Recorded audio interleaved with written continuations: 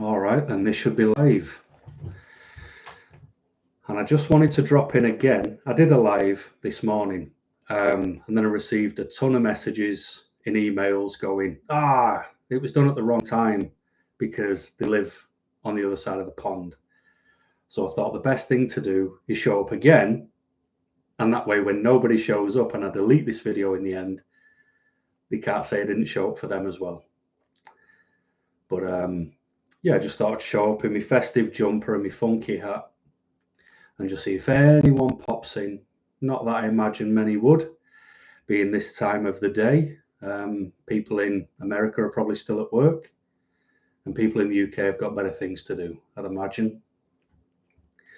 But like I said, I just wanted to drop in because the one I did earlier, people said I wasn't accommodating for other people on the other side of the pond. So I thought, well, why not? I've not been around for a while, so why not try and show up 2 times in one day? And then if anyone does have anything to say, I'm here for it. But if not, weird stuff's happened since I was on this morning. And this morning, because I don't go live often, if ever, what was really useful is in the chat, people were putting emojis in there because my chat, for some weird reason, just jumps all over the place, which really isn't helpful. So finding different emojis really helped. But yeah, like I said, I wanted to try and show up 2 times in one day to try and meet different time zones to see if it was useful to anyone, or if they missed the earlier one and wanted to share what you're doing over Christmas. Because even though I might not do Christmas, I'm making a concerted effort. Let's have a look at the chat, see what's going on. A couple of hellos. An evening. Hey Paul, Christmas tree and a present. I love that. Hey from Scotland. Where in Scotland are you from? Nick, you're back again. I'm back again, mate. Like I said, people were having a moan at me because I was doing it too early. So I just thought I'd pop up and see if anyone was in. You're from Canada. Whereabouts in Canada are you from? Are you sure? Which is a very different type of name. But I went out for food. Dumfries. I had probably still have. I was going to say I had a friend who was in Dumfries, but we're just not friends anymore. We haven't fell out. We just lost touch over the years. And him and his wife live there now. And weird story, I actually interviewed him, got him a job, and he ended up working for me, which is where he met his future wife. But did I get an invite to that wedding? No. Would I have gone if I'd have got invited? No, but it's not the point, you know what I mean? 30 minutes from Glasgow. I know I've got to go to Glasgow early next year for a bit of a tough assignment. But yeah, I've been up there plenty of times. Zoe, good of me to do it again. Well, like I said, people were having a complaint at me, saying it was too early or I didn't announce it. And the reason I didn't announce the one I did earlier was because I had no intention of doing it. I sort of told myself yesterday, go live for something to do today to try and break me out of my funk. And I knew if I'd have announced it, I'd have given myself a load of stress. So it's just easier to just roll with it and see where I end up. I make so much sense in my waffle. Well, if you find the sense, it's intended. I just don't know if it's actually there or not. From Glasgow, but live in Canada. Blimey, that's a difference, isn't it? I think I remember you saying that probably this time last year, to be honest. Familiar how crappy Glasgow is. Hey, show me somewhere in on this map that isn't crappy at the minute. It's an absolute nightmare. Been playing Boulder Dash. What's that? Why does it sound familiar? The beard is looking magnificent. Do I have a beard care routine? No. So I think it's because I've got a low resolution camera that it looks all right. It's mad. These straggly bits everywhere. And I don't know if I've ever shared this, but this Turkish place opened up in my area, and I went in to see if they were any good. And this guy was like, I really like your beard. I don't know why he sounds Russian, but he was like, I really like your beard. I like the colors. It is, the brown, the grey, the blonde, the green. It's like, guess I'm a tabby cat. Boulder Dash on the Atari 800. Wow. That's going back some. I had the Atari 2000, what was it, the 2800, 2400? Can't remember, but it was when I was a kid. And I think I've got one of them emulators somewhere. I've got 5 Super Nintendos in the other room. I bought some thinking be able to sell them on one day. And they just carried on making them. So they're not really worth anything. So I've got 5 Super Nintendos for no reason. Just trying to find a way to get ahead in the game. And it didn't work. Oh, people are showing up. We've got some numbers. I thought I'd have logged off by now and gone back to playing my game. Hi, everyone from Indianapolis. Wow. But going back to the beard, no, I don't have any routine whatsoever. I purposefully don't do anything with it because there's too many people who do. And mine isn't a fashion statement. It's just a thing on my face that, strangely enough, annoys more people than it should. So because people find my beard annoying, it's a good reason to keep it because my beard shouldn't annoy anyone. But strangely, it does, and I'm not sure why. But no, I think 2 weeks ago it got cut, so it's still okay. I don't look like a scraggly hobo just yet, but yeah, no routine. I wash it with shampoo once a week when I'm in the shower. I shower more than once a week. I don't want you to think I'm a smelly tramp. I do shower, but I only wash my beard once a week. Iron Fire Horse next door in Ontario. See that? People showing up from all over the place. Someone from Texas, California. Atari 2600 is good. You have your 4-switch Vader still. Wow. I do like the old school gaming. People are on about where they're from. I like that. How can a beard be annoying? I don't know. And this is what's nuts. Is I remember I went to a building, probably not last year, the year before, and this woman said that she couldn't deal with me because she was pogon-phobic or pogan-phobic. I don't know how you pronounce it. I said I didn't know what that was, and she said she was afraid of beards. And I was dying to say, it's not going to jump off my face and attack you. It's not a face hugger from Aliens, but you've got to take everyone, seriously, haven't you? So I was like, well, I'm not shaving it off, and I still need to do my job, so we're going to need to find a compromise on this. And I dealt with someone she worked with instead. But thankfully, I don't have a beard phobia, or otherwise, every time I saw my face in the mirror, I'd scream. And it's bad enough. So, yeah, the beard is staying. I used to shave it twice a year, but it doesn't look good under here, so I don't like seeing it anymore. You missed the one earlier today. Listen to the replay while shoveling snow. The weather's rubbish out here. It's just been windy and raining. There's nothing Christmassy about outside at all. Your beard annoys them because they're jealous. Well, yeah, maybe that woman was jealous. Maybe she really wants to rock a good old beard and she can't because it's mine. You have a lovely beard. Great hedge wizard potential. I'll take it. I mean, I'm already, pretend this hat's purple with stars on it and I'd make a good little wizard. Although I'm probably thinking of wizards from silly films and you're probably thinking of proper ones. You know what I mean? Proper ones, not like you see them knocking about in the shops. I'm not annoyed by your beard, but I'm annoyed by fashion statement beards. Yes, me too. And someone talked about a fashion statement beard because they were angry that my moustache isn't long enough.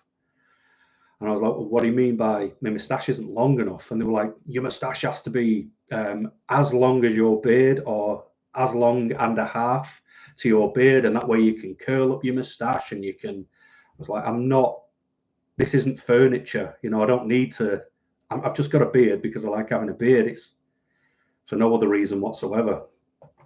So yeah, the fashion statement stuff. And when you see people this time of year with baubles on them, I think that's just a universal symbol that we're not going to talk to that person. Obey the Beard song by Psycho Stick If you like metal, I recommend. Well, Viola, I'll write it down if I can get this piece of paper out without knocking everything over on my desk. The Beard Song. The Beard Song. I'll put metal just so I know what I'm on about. Someone from Australia, no one knows, you were there this morning. About an hour's drive north from Toronto. Hoping to go to Montreal sometime soon. Hi, Paul, from the land of haggis. All right, Matthew, how are you doing? Talk to you over on Patreon. Yes, the land of haggis. Have you ever caught a haggis? Those wild creatures? What do people do? I was going to say, do people eat haggis for Christmas? But I was in Edinburgh for 3 years. You know, I never had haggis for Christmas. So what a silly question that would have been. Evening, Brad. Heavy metal and punk rock are your faves, Heather. I have different music for different moods and what I'm doing. So I couldn't listen to heavy metal in the house, but I can listen to it after a bit of an annoying day.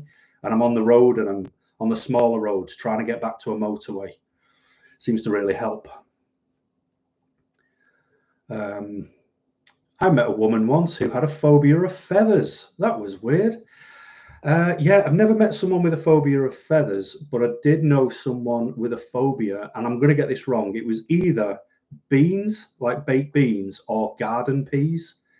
And this is when I used to work away. So I was in a caravan. It was near midnight, you know, a trailer for those who don't know what a caravan is. And it was about midnight, and my door just boom, boom, boom, boom, boom. I'm like, what is that? I thought someone was breaking in. Open the door. There's this girl there in floods of tears. I'm like, what on earth's happened? And she's like, you need to help me. And what do you? I work with her. It wasn't a stranger. I'm like, what's up? And we go back to hers. We go in a bedroom, and she says, you need to help me. My ex-boyfriend has done something to my bed. And I pull the cover back, and there was like you know those freezer bags? There was a freezer bag, and it was full of either baked beans or garden peas. And I had to get it off a bed for her and go and throw it away. And she couldn't sleep in a bed. And like she was so freaked out because she was petrified of them. And I never got to the bottom of that. But you just brought back a memory for me, which I need to do a bit of research to know why anybody would be afraid of garden peas or baked beans. But no feathers. And there was no feathers in the beans or peas either.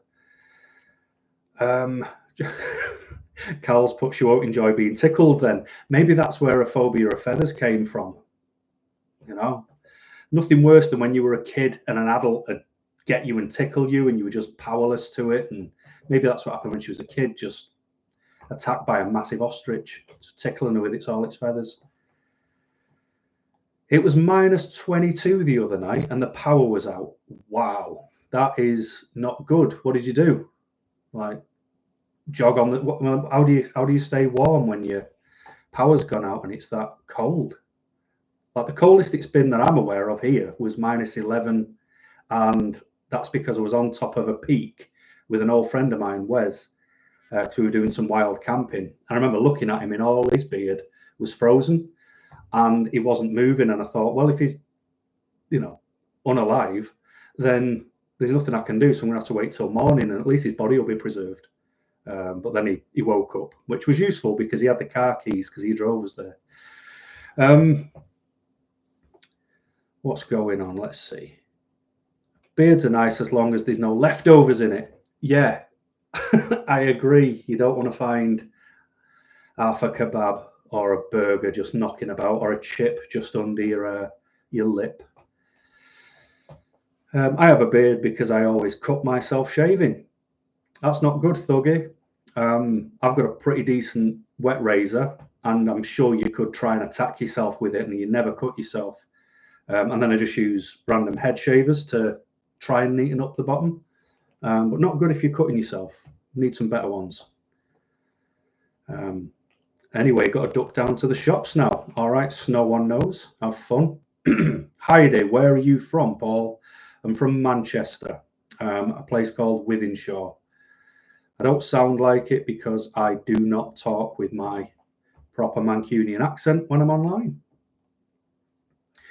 Viola's just recognised Matthew, also from being from the land of haggis.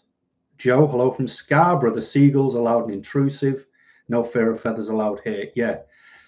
Scarborough and Barrow-in-Furness, for some bizarre reason, have got the seagulls are enormous. I don't know why they're so big, but they are. And I was in Barrow-in-Furness working, and I'd driven down to McDonald's and I'd parked up in the car park, and I was eating my chips, as you do, and there was this banging on the door, and I sort of look out the window thinking, what's happening? There's a seagull. It's nearly 4 foot, just pecking me door, really giving it a good battering because it wanted me to get the window down and throw it some chips. So not only were they massive, they were taking the mick as well. But yeah, Scarborough, I'm pretty sure I'm working in Scarborough soon. I mean, I've got to start all my tours again because it's the beginning of next year soon. So everything is due again. Paul, the frozen pea story sounds like an elaborate chat up line. Well, I'll tell you what, Rhiannon, it wasn't elaborate. It would have been the weirdest chat up line I've ever heard in my life. Do you want to just come back to mine? I've got a bag of frozen peas in my bed. I mean, yeah, but that's weird. Killer vegetables. Thuggy, I remember being told phobias over feathers come from birds being getting trapped in the house. It can upset babies. Ooh, hey, that sounds really believable. So I'll pretend that's the reason, even if it isn't, and I'll roll with that forever.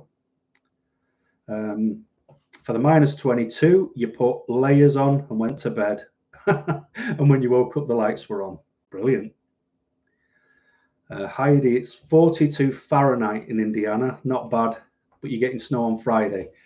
I don't even know where my phone is. I want to see if I've got any snow coming, but I really, really doubt it. Never snows where I am. No, it's just miserable and raining. Brilliant. That was something to look forward to.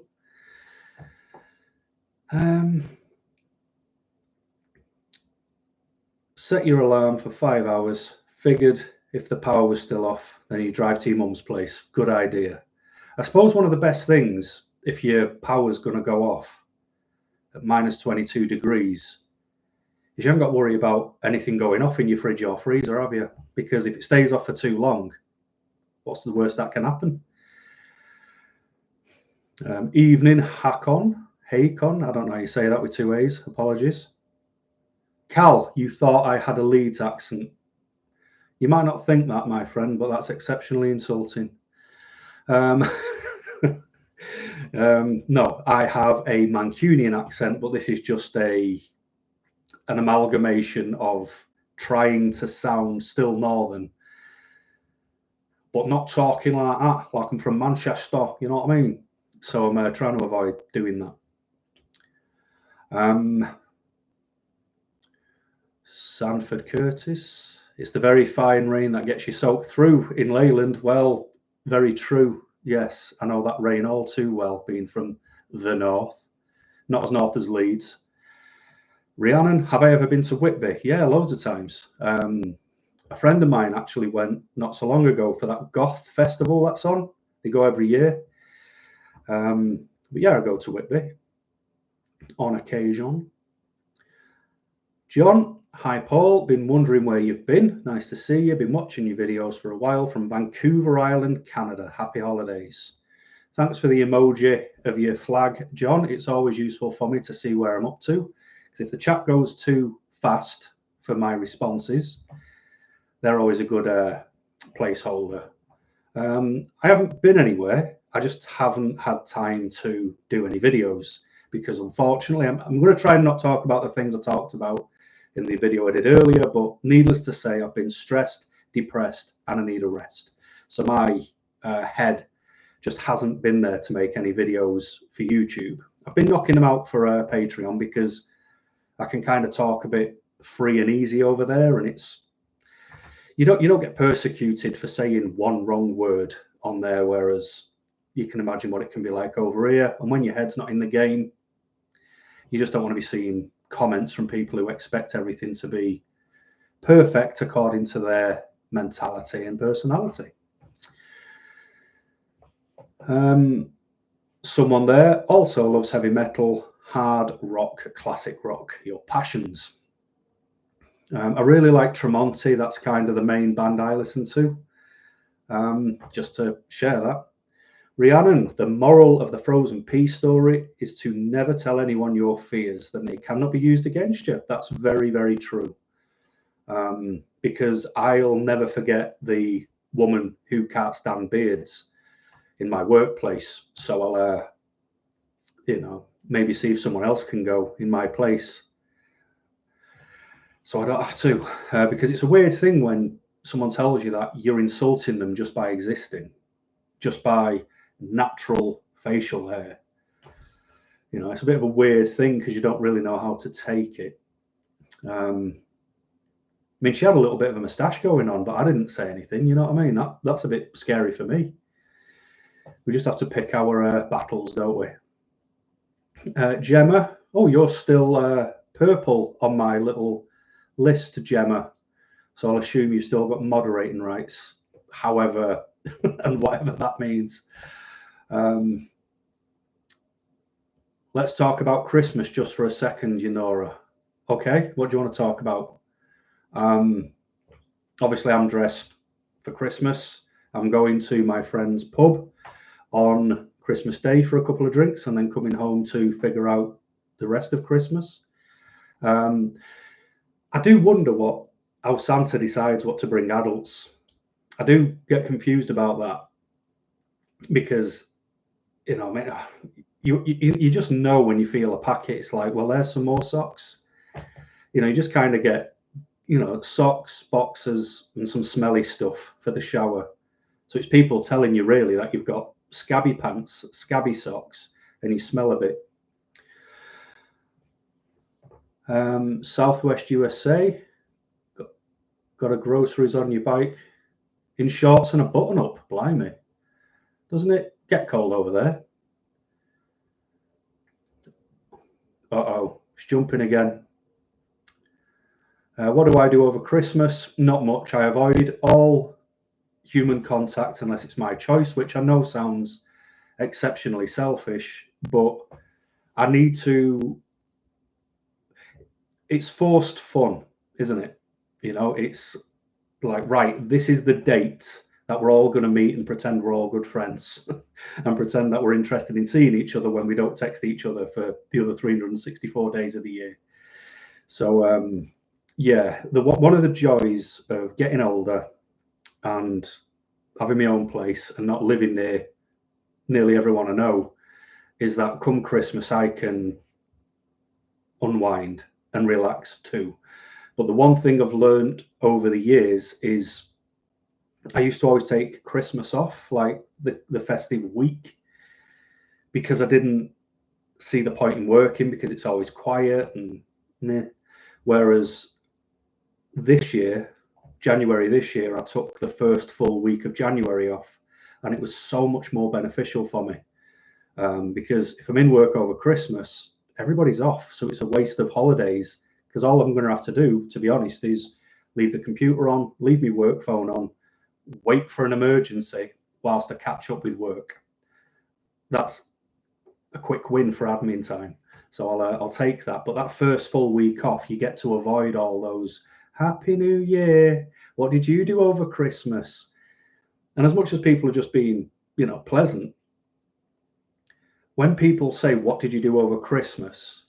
They're expecting to hear, oh, I spent it with family. Oh, I went to my mum's and I saw my auntie. Oh, I saw my cousins. I did that. Whereas my answer will be, oh, I sat in pajamas, stuffed my face with chocolate and avoided everyone. And they'd never know how to respond to that. So if I take the first full week of January off, I just get to bypass a lot of that. If you ever do have a power cut, do not open the freezer. We recently had one and the frozen food was fine for 2 days, but you didn't open the door. Yes, there is a lock with the seal. So if your freezer does go off, do not open that door. But if you're in -22 temperatures, just get everything out your freezer and bang it in the floor. In all that snow outside, you'll be fine. Whoa, let's go. Whoa. Slow down. There we go. Heidi moved from Boston to the Midwest and chose to flush your accent down the toilet. I like the Boston accent. It's very, you're talking to someone from Boston, put it that way. I can't do an impression of it. It's quite sharp, and I haven't got that sharpness. Cheers from Ibiza. Wow. All right. I was in Ibiza this year. I just went to Ibiza because I got flights for like £17 there, £17 back, and got 3 nights for 200 quid. I'm not arguing with that. So, yeah, Ibiza. Heather, I think my phobia is socializing. Mine too. I never feel comfortable. Gemma, check you out. Thank you very much, my friend. I think my screen just got darker. I don't know what happened. Did a light burst? Tremonti are good, and Alter Bridge. Absolutely agree. Love them. Iron Fire Horse, been listening to 70s disco for your workouts. Any certain tunes getting you fired up? I'd be interested to know about those. That woman who didn't like your beard probably had furry toes as well as moustache. Yeah, it was actually an Ewok that I was talking to, so she was very cheeky, not liking the beard. Insulting people just by existing. I think we can all relate to that. Yeah, just walking in a room, I've upset somebody because I opened the door wrong. That's the way it works. Heidi says Gemma is such a pretty name. Strange, isn't it? I'm not saying Gemma's strange at all. It's very.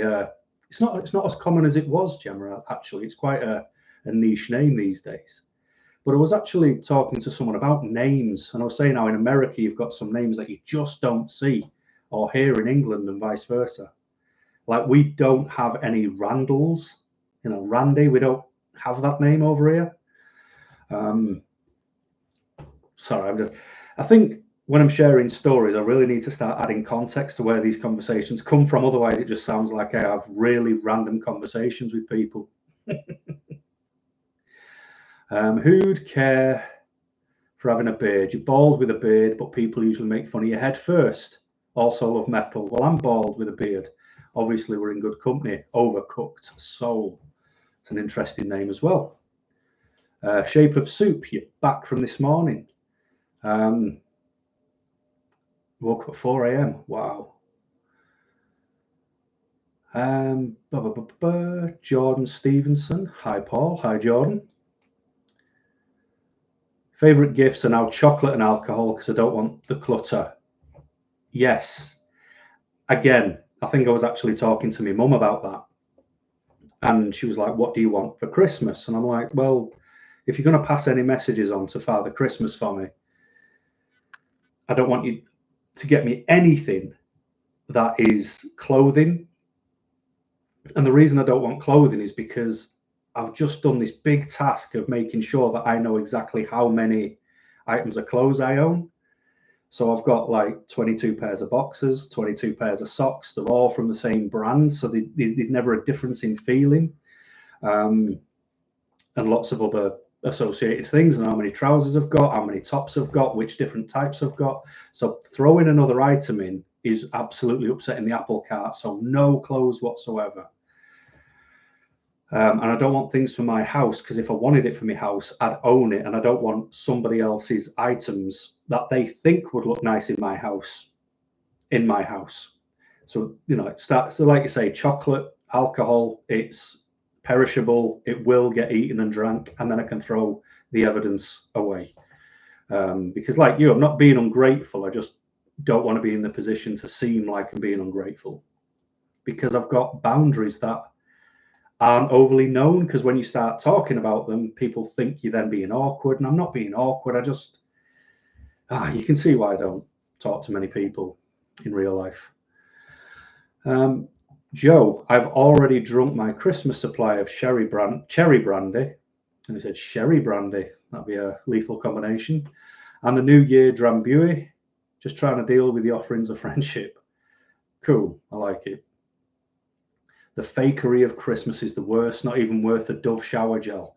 See, Are you like me where you get something like that and you go, I know where they've been shopping. It's like, oh yeah, that's on the first aisle in Sainsbury's. That I know that because I bought someone one. Always thought that giving Christmas cards to people you see all the time was bonkers. Rhiannon, I get it. I can't. I hate the idea of it. I'm going to sound like an environmentalist here, but I hate that a tree has to be cut down just so somebody can get a card.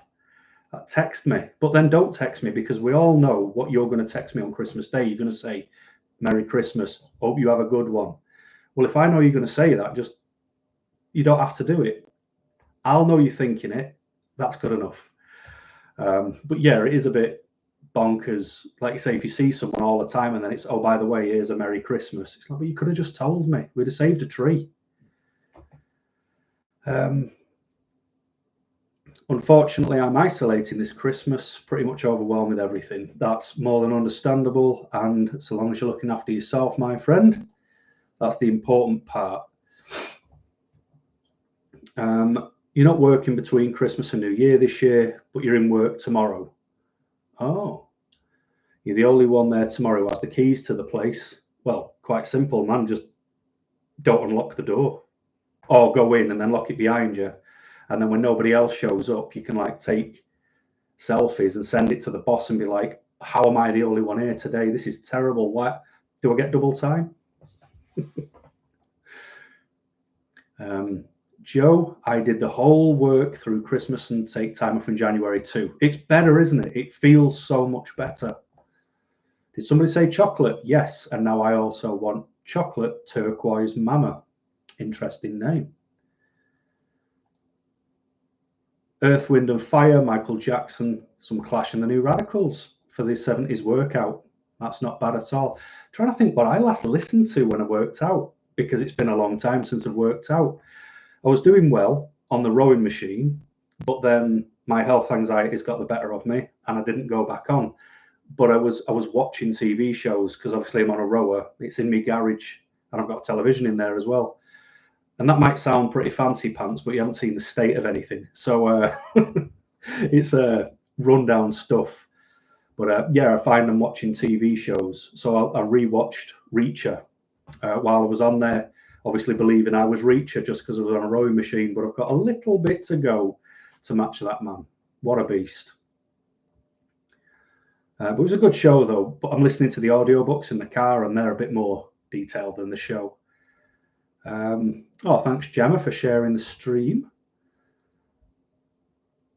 When people say, what did you do over Christmas? You say, you just slept. That's a pretty good way of getting out of it, to be honest, Thuggy. I like that. Because the thing is, I just give an honest answer, and then I look at their face, and they're always quite shocked by it. But I was all right doing it, you know? And that's the part they don't appreciate. Curtis, after your Christmas dinner, you're going home, locking yourself away and watching WWE. Can't argue with that at all. I'm more of an AEW man these days, but you know, any of that stuff will do me. Cheryl Roberts, the question always bothers you so much because you have no one to spend the holidays with and it's just you and your fur babies and you get teased. See, for me, that is like the pinnacle for me. You know, if I said to somebody, what did you do over Christmas? And they're like, oh, just relaxed. Me and my fur babies, we just chilled out, kept warm, had some good food and relaxed. I'd be like, now that sounds perfect to me. Love that. When people say, oh, I've got my family around, there's 19 of us this year, I just think, no, that sounds so much. Can't be having that.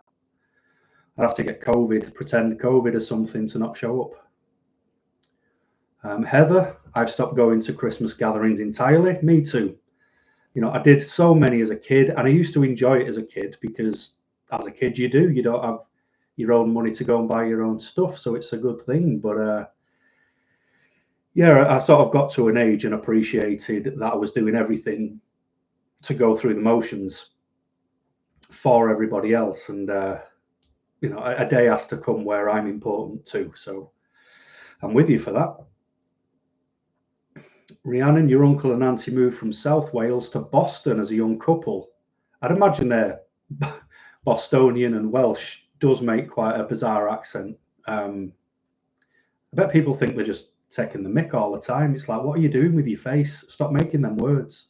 Make them sound Bostonian. Shape of soup, your phobia is spiders. Just hate socializing. Spiders or just socializing in general?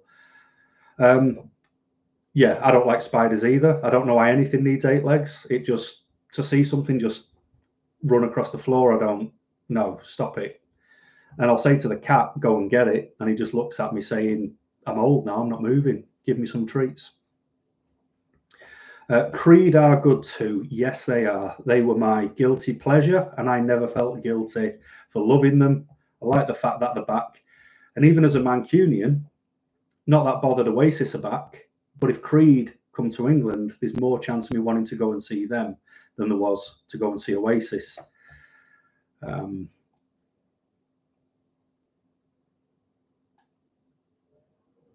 glad I've helped you relax, Gemma, with my fun hat on.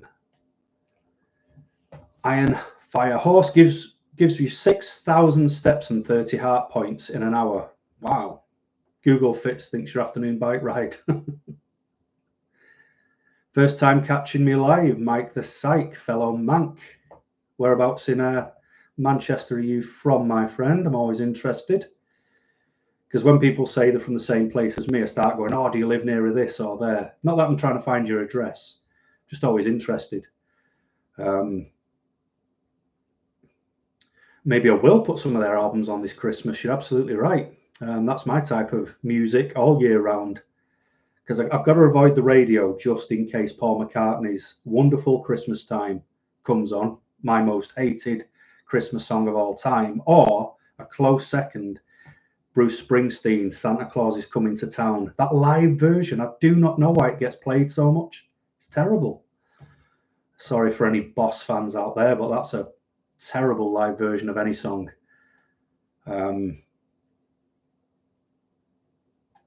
Randy means up for it in the UK. Maybe that's why no one calls their child it here.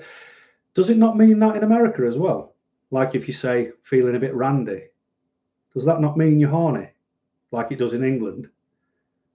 Don't know. I'm not in America and never feel randy, so I wouldn't know.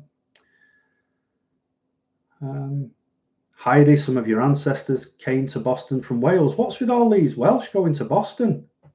Maybe that's why the accent's as pronounced as it is. Maybe it's just full of people from Wales. Can't do a Welsh accent either, so I'm not even going to pretend. Zoe, Paul Randall is your partner's surname. Isle of Wight. Well, it's a surname. Well, a Randy surname. Brilliant. This AM, PM. Yeah, he did say AM. Soup. Paul, if I could send you a Christmas present, it would be a dream journal so you could start writing your dreams down. You know what it is? I remember my dreams until I sit up.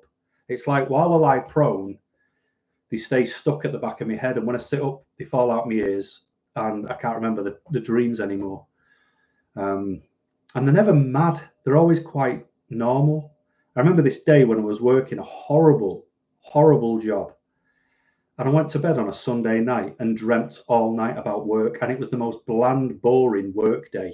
And I just thought, cheers, brain. Now I've got to go to work. I'm tired. Just worked an 8-hour shift in my sleep. Did my head in. Hello from Belfast. Did you pop up before on the morning one? Because if not, there was someone from Belfast who said hello then as well.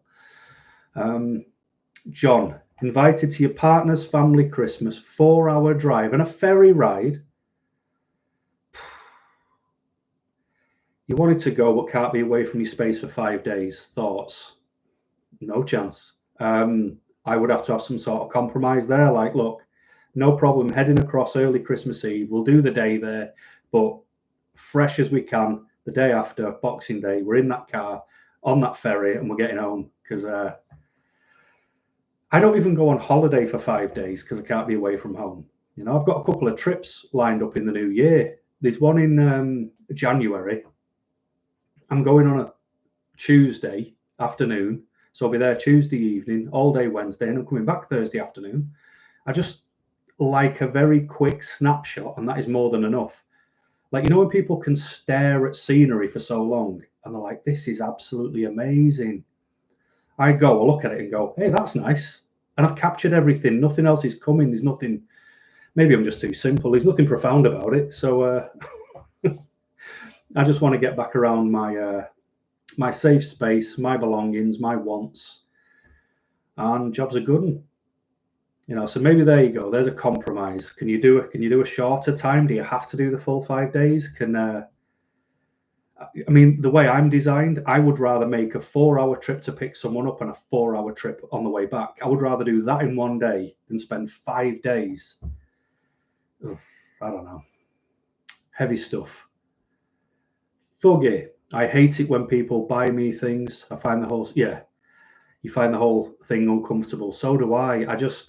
I can buy presents for people and it's never a bother at all. I don't wrap presents anymore because I can spend an hour on something and it still looks like I wrapped it, with my toes. It's horrific.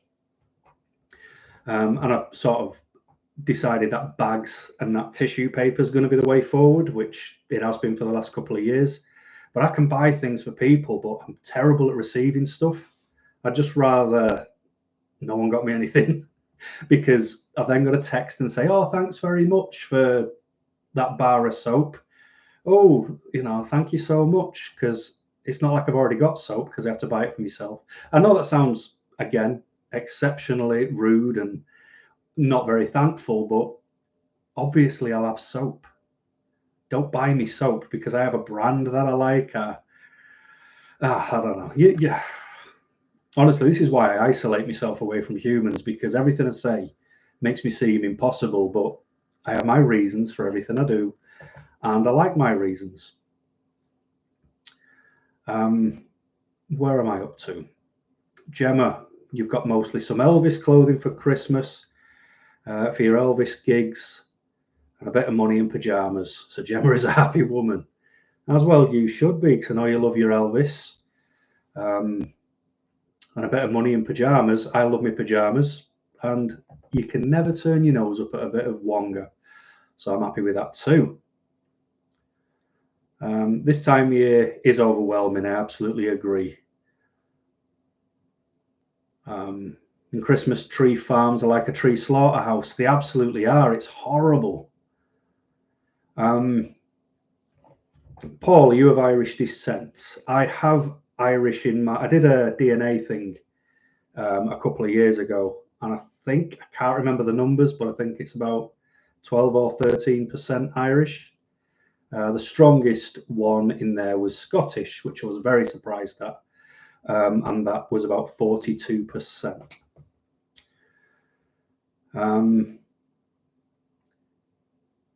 You try your best to never open gifts in front of people. You feel like you've got 1,000 eyes waiting for you to react. Yes, Viola, that is exactly how I feel. It's like they know what they've got me and they want to see my reaction. And I never know how to. I'm not gonna like open up a set of car keys, go outside, and there's a Bugatti Veyron. Then you'd see a genuine reaction like, what? That'd be serious, but you can't expect to get a rise out of me for, I don't know, a cheese board or some chutneys that I'm never going to eat. Or what people keep buying me for some reason are chili sauces, but they're never like good chili sauces, Like my mum, for example, she's really into licorice. So I bought her a different licorice from all these different countries that are famous for making licorice. So she will get to sample like pure licorice from these different places. And if she likes one over another, then I'll know which type of licorice to get her in the future. That's a little bit considerate, whereas people will nip into, and I apologize for people from the other side of the pond, but B&M Bargains. We've got a shop in England called B&M Bargains. It's cheap and cheerful. It's stuff that's just about to go off. and people will buy me like a set of 5 chilies. I don't buy them for myself, so why would I want to have them? And people are looking at me going, I know you like hot food. Right, thanks. And then you haven't got the reaction that they want, and then they look disappointed, and then you've got to go, oh no, I really like it. No, I mean, oh, the next time I make some chicken, I'm going to use that green one on it. I don't like opening presents in front of people either, Viola, for reasons just like that. Another person shoveling snow. Ken Matthews, you took a break to tune in. So yeah, obviously Canada's got a lot of snowfall. So I think I've told Canadians this before, but I listen to a Canadian radio station. It's not a popular one, but years ago I was just looking for a very random radio station to listen to. And what I don't like is listening to ones that are in England, because I don't listen to the news because it's just exceptionally miserable. You know, it's hard to listen to the news because it's people who make conscious choices to hurt or affect people negatively. And we all pretend that the news is just out of our control. So I struggle with the news massively. So I ended up finding a Canadian radio station called The Wolf 101.5 from Peterborough, Ontario, Canada. And I listened to Brian Ellis in the morning. So there's a Canadian story for you. And I work with 4 people from Kitchener as well. And one of my most embarrassing moments was when I was impersonating a Canadian in the airport at Manchester, because there was this guy there trying to sell credit cards, you know, trying to get you to sign up to them. And I remember from when I worked at the airport that if you're not from England, you can't get one. So I walked past this guy and he's like, do you want to sign up for a credit card? So I did a very terrible Canadian accent. And I was like, I'm not from here, so I'm not eligible. And he was like, where are you from? And I was like, Canada. He's like, whereabouts? Ontario. Whereabouts? And everywhere I said, he kept asking whereabouts. And I went down the chain and got all the way to Kitchener. St. Catharines I got to, actually. And he was like, me too. And he started asking me about all these bars and places to eat. And I was like, I didn't know what to say. So I was like, I'm getting a flight. I'm going to have to go. And I just ran away, and I've never done the accent since because that was deeply embarrassing. So the lesson to learn from that is just tell people like that no, or ignore them, because they shouldn't be trying to make you sign up for stuff in the streets. Random question there, don't know who that's to, but I'll happily answer that. From Heidi, favourite chocolate? Milk chocolate. Cadbury's or Galaxy. I like a Galaxy bar. I'm not a fancy chocolate eater at all. So I'm a cheap date when it comes to chocolate, and I don't like anything filled. Just give me the, just blocks of chocolate. Dairy Milk, Galaxy, they will more than do for me. Not really bothered by how others express their love and cheer and such. What specifically bothers me is the imposition and expectation. I don't stop you from being you, so kindly return the favour. Fully agree. Shape of soup. Fully agree. Cal, you used to love Christmas and you still like the lights. Yeah, there's loads of things of Christmas I really enjoy. I just don't like the day when gifts are there. And I mentioned on the earlier one of these, I don't open my gifts till later on because I want to try and, when I've got to text people and go, thanks for me present, I want them to be busy. I want them to be doing something so we don't get embroiled in a conversation about things. Christmas joke. Are you putting the Christmas tree up yourself? No, I'm putting it in the corner of the room like everyone else does. Classic. Like it. Nick, I wish I could spend Christmas Day just with my Springer Spaniel. Then do it. Find a reason. Like I said, COVID's always a cracking excuse, especially if you've still got elderly relatives. Just go, can't come, not very well, think I've got that COVID again. And then just relax with your Springer. What's your Springer called? Why didn't we chat about that when we were talking? We need to get back again and talk about dogs. Where am I up to? Also, hi, I want to get diagnosed, but I only have a younger sibling. I'm not sure what you mean. To bring to the assessment. You don't need people. I mean, I don't know where you are in the world, but you don't need to be accompanied. But then I also, again, don't know how old you are.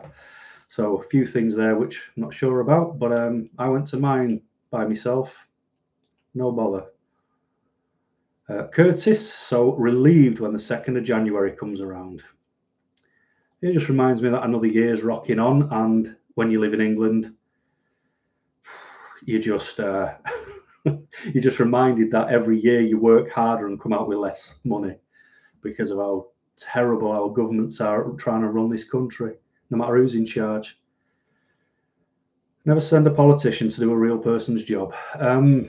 Apologies for those who identify as a politician. Your answer to what are you doing for Christmas should be your dad. To anyone who's teasing you, Cheryl. Yeah, it's a good answer. Maybe I'll start saying it as well. See what happens. You had a nightmare where your pet collie dog turned into a giant hairy spider. Yeah, Thuggy, that would petrify me as well. My Sacrifice is my favourite Creed song. It's very deep and meaningful. It's a proper tune, that. Love it. From Withington, right. Found me through Woodshed Theory. Well, that is quite a journey to make, isn't it? Finding someone who's less than a half an hour drive from where I was raised to go through Claire at Woodshed to find me. But hey, glad you're here. And Claire is a lovely person. So no bother with that. Paul, when's your Christmas album coming out? The last thing anybody would want is a Christmas album from me. Sat somewhere, an acoustic guitar, one leg up, lunging against something. Where am I up to? Paul, it's usually the Irish that go to Boston. I thought that as well, but so many people saying their Welsh ancestors and grandparents and what have you disappeared off over there. I don't blame them. If I had a chance to go and move to Boston, I would. But that's because I always used to like that, when you watch films and it's always, they've got that Boston accent, they've got those big sort of Carhartt sand-coloured jackets on, the Dockers, and they just look rough and ready. They go into a corner bar, they get a beer, they watch the game. Simple life, hard work, and a good way to chill out. I always like the look of that. Tip for doing the Welsh accent. Here we go. Everyone, practice at home. Always put the emphasis on the last but one syllable. Blimey, I can't even do that in English. You're a Boston native, and yes, it has a large Welsh and Irish and Scottish population. They were probably getting away from the English. Don't blame them. Since you've been on Lexapro, your dreams are often super vivid, and you can actually remember them. Sometimes they inspire some decent poetry. Wow. So Lexapro, I don't know what that's a medication for. I'm terrible at medications. In the USA, we just say everything in a tone. There's some good accents in America. I've always been a fan of more of the Southern. What's that lady called? That ginger lady, and the pioneer woman. I like her accent. And I like her cooking because she just bangs loads of sugar and stuff. She don't care about healthy living. It's like, here's a massive cake. It's going to give you diabetes. And you're like, yeah, but it looks nice. She's got quite a pleasant accent, if you know who I'm on about. She's on the Food Network anyway. Where am I up to? Merry Christmas, Paul, and everyone. I was smart this year and bought all your presents last month. I didn't, JB. I did mine on, I think it was the 19th of December. But what I did learn is it feels so much better to get all the presents at one time on one day, and you are just done. And what I've always done is buy in. little bits and bobs. So you're always getting the Amazon drivers knocking on, and all these different days. And then you think, oh, what's coming? What have I ordered? I can't remember what else have I got coming? They better not forget my delivery. But getting it all on one day was absolutely spot on this year. So I'll learn that for next year, all being well. Buying presents always stresses you out, but somehow you work it out. See, I'm quite lucky. Apart from me mum, anybody else I buy for, which isn't many, are the easiest people on earth to buy for. You could pick a rock up and clean it, and they'd be like, oh, I've always wanted a rock. Like, brilliant, I'll get you another one next year. It didn't cost me much. So I'm quite lucky that way. But my mum's an absolute nightmare. And what's crazy, when I was looking after her, because she's had a heart operation, when I was looking after her at her house, she's so hard to buy for, but there's so many things at her place that you could upgrade. Like, she's got a mishmash of cutlery in a cutlery drawer, whereas for me, I've got to have all the same cutlery, and I don't know why she needs so many. It's like she could honestly accommodate the 5,000. She's got that much crockery and cutlery. It's like, slow and steady, just upgrade these things. Do you want me to buy? No, don't buy me that. I've got loads. It's like, yeah, it's to replace, not to add to it. Well, that's mothers for you. Viola, never understood why people do things like climb mountains. It's a whole lot of walking to see a scene that you can look at online from your bed. I have that sort of attitude when it comes to concerts. Like when Oasis got back together and everyone was buying, tickets, and the prices were going up and up and up, getting into the hundreds. Some people were reselling them for thousands. It's like, I've got a 4K Oasis concert downstairs. I've got a pretty all right TV. I've got a sound bar. I'm going to get to see the best angles with the best sound quality, and I can be in my pajamas and stuff my face on chicken wings. Didn't need to waste all that money. And what's crazy is people are like, yeah, but you're going to miss out on a great opportunity. Have you ever seen people at concerts these days? They're just there with a phone, filming it and watching it through the phone. They never look up. There's one of a girl, I think there was Justin Timberlake was doing his thing, and she's there just texting and he's singing at her because she was paying no attention. And then he just thought, forget it, and he walked off, and she caught him walking away, and she was devastated. Put your phone down. What's the urgency? I don't understand why people have to stare in the phone so much. But I am getting older, and obviously all I do is moan anyway, so why would I not moan about that? Rhiannon, I'm doing a Christmas card this year for the milkman. I have never heard him, let alone seen him. I even stayed up all night once trying to catch him, but I never did. Yeah, my milkman is pretty similar. The only person I've got anything for who does a service for me that I pay for is the dog walker, because George gets taken out once a week because he goes and plays with his dog friends. And I like her. She's hardcore. You know what I mean? She doesn't she'll happily, if he's misbehaving, she puts him in his place right in front of me. She doesn't wait till he's out of eyeshot. And my dog loves her to bits. So she got a box of chocolate, I think. Hotel chocolate. I get fancier chocolates for other people than I want to eat myself. Curtis, my friend's mother, dropped off my birthday presents the other day, and I was so emotionally drained and burnt out, I couldn't mask. And now my friend hasn't answered my calls or texts. Well, that's a bit rubbish. Isn't it weird how we live in a world where we have to be all accepting of all things all the time, but autism it's all right to still mock that. It's all right, to still have a problem with autistic people actually being autistic and needing to recover and recharge. It's like, why is it all right to still have a go at us and still blame us for having to accommodate the world, being affected by it, and then needing that recharge time, and we're not allowed it? So don't feel too bad, Curtis. That's not your fault, my friend. I'll always say you should only have people around you who genuinely want the best for you. So offer them a conversation, an open conversation about why maybe that interaction wasn't the best way it could have gone. but you're entitled to your perspective to share as well. Where am I up to? Cheryl, you plan on watching your favourite Christmas movie and eat what you want to eat. Yay. Love it. Absolutely love it. What's your Christmas movie? Mine's Die Hard. And I get really annoyed at a friend of mine because he goes, Die Hard is not a Christmas movie. It's at a Christmas party. That's all I need. It's definitely a Christmas movie, as far as I'm concerned.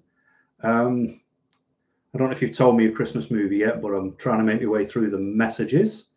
Also, tell me what you eat. I want to know what people pig out on as well, because this is the time to do it. JB, I despise when anyone moves anything I own or and it messes up your whole day. You can't sleep if you're waiting on a package. Yeah, look, I am with you. Simple as that. I was even talking to someone. Do you know what? I wish I could remember human beings, but I was talking to them about kids and allowing kids in your house, and they're quite. Basically, if they were to bring their child to your house and they come past your front door, that child becomes feral as far as they're concerned. It's like, right, I'm in your house, therefore look after them. And it's like, and I was sort of saying to them, look, if that kid damaged my television or spilt a drink on my carpet, you're paying for it. And they were like, well, my kid can't help that. I'm like, no, but because it's your kid, I'm not having my stuff ruined because you don't control your offspring. That's not the way it works. You don't get a free pass. You don't get to damage my things, or your kid doesn't, just because they're a kid. You're the adult. Control your kid. If you can't control your kid, you don't bring it round. And they got really bothered at me because I would want my broken item fully covered. Sort of asking me, well, don't you have home insurance? Yeah, but I'm not paying more every year because you've got a feral child, my friend. Kids aren't allowed in my house. But you know what I mean. Where am I up to? Uh-oh, it's jumped again. I'm going to have to try and remember these emojis. They always help. I'm getting there. There's the 2 stars. I remember the 2 stars from Haycon. Yep, there's Curtis. There's a bunch of emojis from Heidi, which I'll have to remember them ones.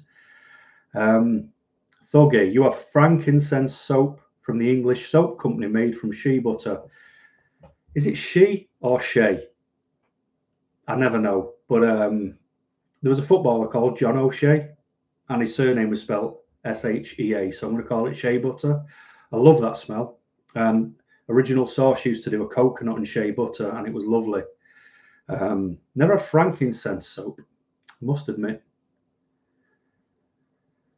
You only bought $300 worth of food and gifts for your dog. She's worth it. Yes, she is. I don't know who your dog is, but I fully agree. Georgia's got a deer leg, like still hoof furry. Oh, he absolutely adores them. And his dog bed is just set up behind me. So come Christmas Day, when I'm sat here playing Medieval Dynasty on the PC, he'll be behind me having a good old chomp, and it takes him ages to eat it. Smackety-doo, you're back from this morning. Paul looks like he could be a member of my family. Similar features. You could be a member of my family then. Who knows? Esme, you live not far from Nuremberg. Ooh, that's where a lot of people go and race on that track, isn't it?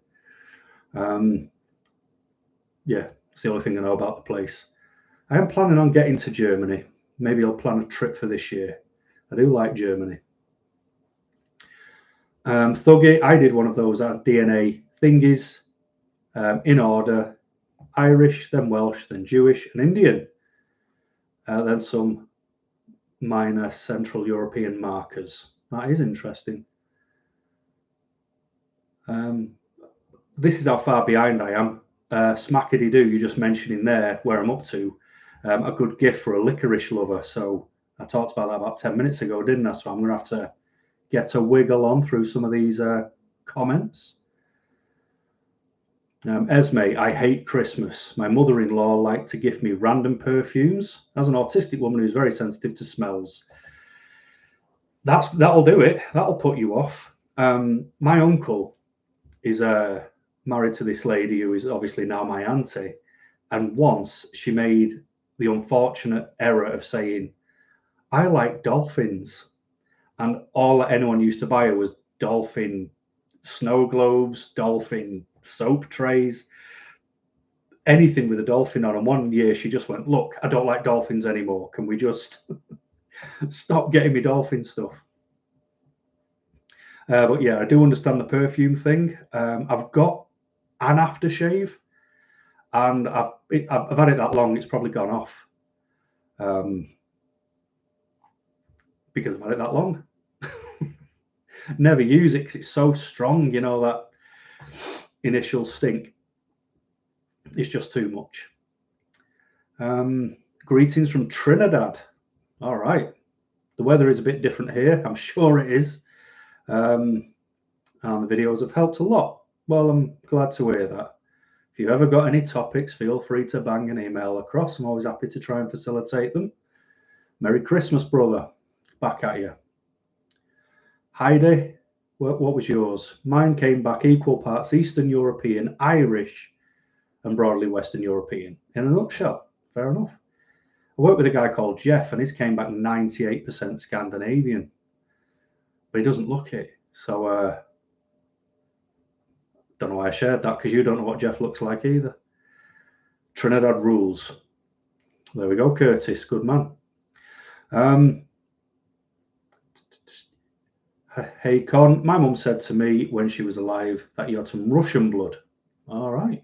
You ever fancied doing one of them ancestry things? Find out for sure. Thuggy, Galaxy's way nicer than Dairy Milk, more creamier. Yeah, I do prefer Galaxy over Dairy Milk, but I am still a fan of those cheaper chocolates. A friend of mine did that in a bar here in Georgia, faked a British accent, can't remember what region or city, but it turned out the lady he was talking to was also from there. Honestly, Shape of Soup, it is diabolically embarrassing when that happens because it's such a long shot. Don't know how it happens. Don't like milk chocolate these days. It's just not like it was back in the 70s and 80s. I have to agree with you there. They've definitely changed some recipes, not for the better. The chat is overwhelming. Well, Mikkel, try being the one reading it when it jumps all over the place and you've got no idea where you were up to. Trust me, it is absolutely overwhelming. You have family that's also autistic, but you feel like dragging them into your assessment would be so imposing and frankly unnecessary. I didn't want anyone with me when I went for mine. I didn't want, because I think I've told you in one of my earlier videos that when I was first diagnosed with autism and I told my mum, she said, "Well, you didn't have that when you lived with me." I didn't want to unmask to somebody I had to mask, because I masked and still do for absolutely every living soul in my life. I never get to take the mask off and just be me until that front door is locked, the dog and cat are sorted, I'm in my pajamas, and I'm doing exactly what I want to do. And I wouldn't want to unmask in front of people at the same time as trying to tell a specialist about me, which is something you don't realize that you never get to do. Where am I up to? Esme, you're in the diagnosis process, and my brother and best friend answered questionnaires. That is something I've heard before. It's like you need your parents to fill a form out, or you need a friend to fill a form out. But I've always been really confused by that because of what I've just said. If I mask, and I mask so well, I can distract the world from me. How is anyone going to be able to answer a questionnaire honestly? And they're like, this person doesn't demonstrate any of these traits. I do, I just hide them. So how are people going to be able to answer correctly? I don't know. Shape of Soup, Claire is awesome, such a good human. Yes, she is. Iron Firehorse, Claire is a sweetheart. I agree. Because obviously when I had a chat with Claire, and this is, completely honest, you might have noticed just how many autistic creators I don't do collaborations with. I've got my reasons for some have just never come up, but Claire was one of the good ones. Like when I was, had a couple of subscribers, she was, she promoted my channel. She's dipped in every now and again and said hello. And what I really appreciated when I had my chat with Claire was when the cameras weren't rolling, she was exactly the same as she is when the camera rolls. She wasn't all business like, "Hi Paul, welcome. I'm going to press record now. Let's go for it." We had a little chat, and then when we wrapped up, we had a chat, at the end as well, which is what I try and do when I have a chat with people on Patreon as well. So she's a good person. So I will second all the positive words about Claire. Gemma, thank you very much for the compliment. Gemma's a good one as well. I will say that. And me and Gemma will have a chat together at some point when our times align and when my head isn't as messed up, because as I would say, as well as I can sit here and waffle my nonsense, I'm doing it by myself. When it's a two-way street, I really struggle when I'm not mentally doing as well as I should. So yeah, I'm just giving my word that I will have a chat with Gemma at some point, and we can stick it out there and see what nonsense we waffle. Smackety-doo. I like saying that. You're going to your mum's birthday dinner in about an hour. She picks up the restaurant and we go. But the restaurant she's picked is huge in a large downtown city. Sweating already thinking about it. Maybe you can blend in with the noise, just sit in the background. When I go for a restaurant or dinner, I always make sure I've got my back to a wall so I can survey the room. I already know what I'm getting because I only go to places where I can see the menu online. And I already know my escape routes because I've got my back to the wall and I like to survey everywhere. And I also want to know where the bathroom is. Even if I don't need it, I might just need it for a timeout. And I always make sure that I need to pretty much go when I get there in the first 5 or 10 minutes because I need a wee. It was a long drive. And then if I need another escape before it's too soon to go for another wee, I need a tissue. I'm feeling a bit bunged up. I just need to go and get a tissue. And that gives me another bit of time to escape in the bathroom. Well, that's just me and my weird bathroom disappearing tricks. Just dropping a note that I appreciate you, Paul. Cheers, Aaron. I appreciate you too. Lexapro. Oh, I can't pronounce that. Escitalopram. Yeah, we have citalopram, but I'm not sure of the beginning part. It's for anxiety. Yeah, it's the same over here. Well, I'm saying over here. You might be over here. I don't know where you are. Shape of Soup. But you've got a funky username, and Shape of Soup is universal, even if it is always in a round bowl. Thuggy, you love the Mississippi accent. So relaxing to listen to. Oh, I have to pay a bit more attention to that. Jack the Meth 69. Oh, I've had so much surgery, tumours and stuff. Got 2 tumours at the minute. Blimey. I don't care. I'm here for sorry, I can't read. I haven't got my glasses on and it's all blurry. It's good for you. ADHD, definitely diagnosed autism. Your mum highly suspects. You want to be told so. Hey, you rock on and fight the good fight, my friend, and job, hopefully she'll be a good one. That's all we can ask for. But health anxieties are crap, and I live with them stronger than every other human being I've ever met in my entire life. Whoa, something just popped up on the screen randomly. Lunar Glow Media, listening to me as you deliver Amazon packages. Lol. Well, hey, don't end up on someone's Ring camera. Have you seen all them tramps robbing people's porches?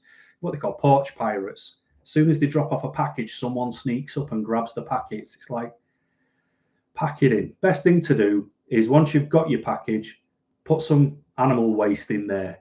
Or as a lot of people do, if they get a new TV, put your old broken TV in the box and let people steal it. So they take away your recycling for free. Can't argue with that. But it does my head in when I see people online and they're robbing people's stuff. But then we live around a bunch of scruffy people who are like that, you know. And what annoys me is people always try and justify it. They're like, well, you don't know how hard my times are. It's like, well, you don't know how hard my times are, but I'm not thieving off other people who work for a living and pay for their packages honestly. Find another way. Don't get me started. Where am I going? Thuggy, your mother, I just bought her an appliance. She's not have to buy a TV in 25 years as you end up buying her a new one. Right, so you're the TV purchaser, are you? Jane Ray, Merry Christmas all. Merry Christmas back to you, Jane. You live near Oxford, originally from Wales, no plans to go to Boston. So that's one Welsh person not getting to Boston. Lexapro doesn't just reduces the physical effects, doesn't actually take it away. Now that's interesting, because when I was talking to the doctor about anxiety medication, they were, well, what she said about this certain one, that, and for those who didn't listen to the morning one of these, the medication, I took the lowest dose and it made me shake. It gave me weakness in my extremities. And it, after I yawned, when I closed my mouth, my muscles in my jaw seized, and it made me bite my teeth. And all the nerves in the top row are really affected, and I can't eat on that side at the minute. But what the doctor was saying was it would help with the physical sensations, and it would help my intrusive thoughts, the health anxiety. Whereas what you're saying is it doesn't take it away, and it only reduces physical effects. Well, I'm not really that bothered about the physical effects. I'm more bothered about how mentally I can't control it. Shape of soup. So interesting to hear from someone who actually takes stuff like that. I know someone mentioned they liked Boston, the band, and then someone's made a joke saying more than a feeling. Yep. Shape of Soup, the milkman is a ninja. That was to go back to the milkman who has never been seen and acts like Father Christmas. The live malarkey is stressing you out, Mikkel, from Norway. Well, have a good one, my friend. Esme, you love chocolate. Brilliant. Jordan Stevenson, Paul, what's your thoughts on woke culture and identity politics? There's a lot of that kind of thing at my Glasgow autism meetup group. I have a dark sense of humour, but it's about knowing your crowd. Anyone can identify as whatever they want, but it's up to me whether I go along with it or not, because you don't get to dictate reality to me. So long as people aren't crossing a line and expecting me to do things for them because of how they want to be treated, because I want to be treated a certain way, but the only way I can be treated well by others is by treating others well. There's unfortunately a bit of a push where people say, well, look, I am this, therefore you will accept this, therefore if you don't, you are a bigot, a phobe, an ist, an ism. And that's just simply not true. I've got enough of my own things I'm dealing with. I wish you all the best. And everybody should live by the same rules no matter what's going on. And that is, be respectful, treat others how you want to be treated. Don't do to others things you wouldn't want done to yourself. Obey the law, stop stealing packages off Amazon drivers, and the world would be a better place. So dropping all that woke culture and identity politics, the world is just better if you're good in it. And everything else is just noise, isn't it? But then that obviously brings a lot of hate as well, because this is another reason I don't socialize. Where am I up to? Anyone in the UK watching World's Strongest Man over Christmas? You're a big fan, are you, Jane? Do you know what? That was always cracking background watching for me, watching people. I'm going to say something horrible, and I really don't mean it to be horrible, but I just used to look at them and think, why are they so fat? You know, like, because the World's Strongest Men were all like Big Eddie you know, he was a big, fat, chunky guy, but there was obviously a ton of muscle in there as well. And now he's trimmed up to a ridiculous standard, but they were always quite chunky monkeys, weren't they, on the world's strongest man? But then it obviously wrapped up a ton of muscle as well.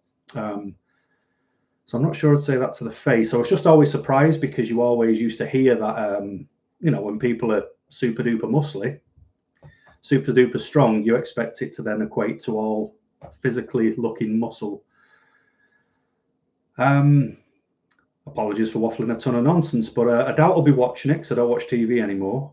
But if I wanted something on in the background, that'd definitely be on. Unmasking or being not able to mask is difficult. I've lost a couple of friends over the past year after getting diagnosed with late. Simon, I lost friends when I was diagnosed, and I'm talking about people I've known for decades. I just made it known that I was autistic, and they just decided to never talk to me again. And one of the things I had to learn was you should only have people around you who genuinely want the best for you. And that's what I've done. So now I've got, I can't, if I used one hand, I've still got quite a few digits spare for how many decent people are around me in my life. But it's about the quality of them, not the quantity. If people disappear just because you had an autism diagnosis, then let them go. Because friends are for a time in your life, not a lifetime. As I've adopted that saying and love it. Smackety-doo again. Die Hard is absolutely a Christmas movie. Yes, it is. And it says especially here in the US. It must just be some weird people from England who say it's not. I don't know what they're doing. Maybe they're just trying to get a rise out of me. It's absolutely a Christmas movie. Gemma, Home Alone for Christmas movie. Yeah, nothing wrong with that either. Shape of Soup, any movie can be a Christmas movie. Well, yeah, it can if you stick a Christmas hat on and watch it with a bit of eggnog. I agree. Cal, Scotland's strongest man. You were there playing the bagpipes. Well, check that out. That's not bad, is it? Heidi, exactly, Paul. I took time off work due to burnout and was made to spell out specific accommodations, how long I'd need them. See, that drives me mad. If you need the accommodations, you need them. There isn't a time limit on it until you blend back in again, because then you're just going to burn out again. Your accommodations are your accommodations. And what I try and tell people is it's just to bring us back on par. It's not because we're less than, it's because you want us to be square pegs that fit into round holes. No. So all we want is our accommodations to balance the scale, make it all fair, and crack on.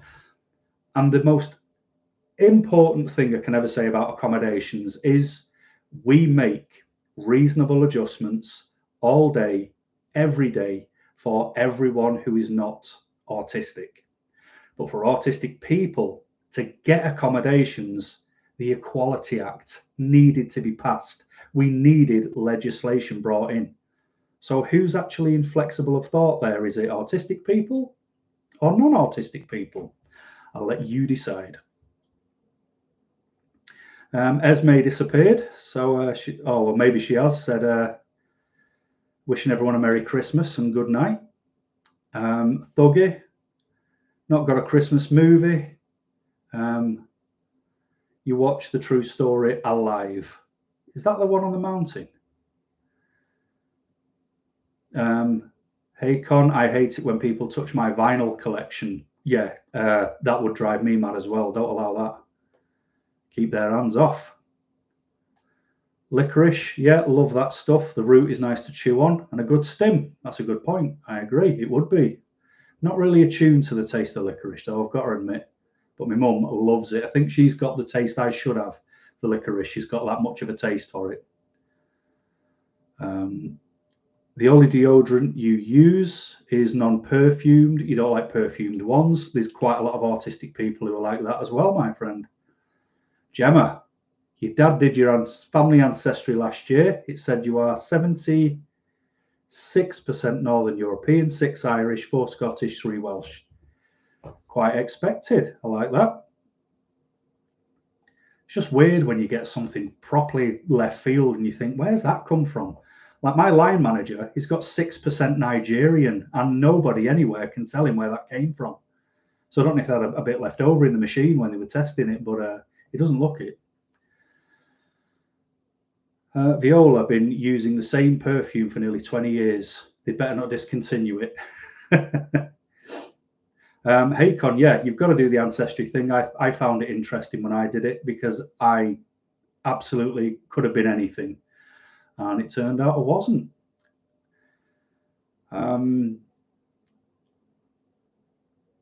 Where am I up to? I've lost the track again. It's done whatever. STO, I told no one about my diagnosis. I unmasked to friends and family. They thought I'd lost the plot. Yep, that works. But I was showing them the real me. So I'm not under my autistic rock fully masked. Look, that is one of the hardest things to do. And in one aspect, you can kind of appreciate it because imagine if someone, like, I don't know if anyone's ever had this, but you'll know somebody and you've known them for years and years and years, and then all of a sudden you learn that they can fluently speak a second language, and they turn to someone they know, and they just start speaking that second language. You're like, how's that coming out of their face? Like, it's just so different. So when we want to be our true self, people look at us and think, what on earth are they doing? Because we don't act like that, and that's the thing, we don't act like that. But that's the irony. That's the only time we're not acting. And it does take a lot of getting used to. And I do not unmask around anyone because, well, I don't really have that many people in my personal life. And then if I did, there would have to be that sort of level of they'd have to know me on a very intimate level, wouldn't they, I guess? Whereas I keep everyone just far enough. Yeah, just thought I'd share that, even though it sounded quite sad. Shape of soup, you prefer to eat waffles, to be clear, but you personally, he says, but I personally pancake. I don't know what pancaking is, so I'm just going to assume you personally prefer pancakes. Everyone is really nice in this chat. I love it. Me too, Heidi. It's very nice when people are nice because it's nice to be nice. Smackety doo, I really do wish you the best for that that meal. Brad, binge watch all your videos, especially resonated with your butterfly effect videos. Very authentic, genuine voice. I appreciate you've been broken by similar events at work this year. Thanks, Brad. And I've unfortunately not been having the best time at work recently because of what I perceive as a broken promise. And it's very difficult to try and wrap my head around that. Hey Con, Paul, how heavy does your music taste go? Probably not as heavy as a lot of heavy metal enthusiasts would like, but Trivium or Pantera are about as heavy as my music tastes go. Curtis, it's so hard not to be resentful in a world that doesn't accept you. It absolutely is. And that's what's crazy is we're not accepted by the world. It's deeply unfortunate. And then we create a world for ourselves in the end. And then people think we're being selfish because we've stepped away. We can't win. Hey Con, medication does not work for you. It makes you worse. That's what it was doing for me as well, mate. That's what Wellbutrin did to you. You were a nervous wreck on that. Shape of soup. Yeah, that's honestly, I was so messed up with just taking one 20 milligram tablet. I wasn't willing to carry on taking it. Hey Con says pot helps him regulate, but don't overdo it. We've all got our vices. I turn to alcohol when it's just a bit too much because I need 5 seconds of freedom from this brain of mine. And if a few beers help bring that, then I'm going to take it because nothing else works.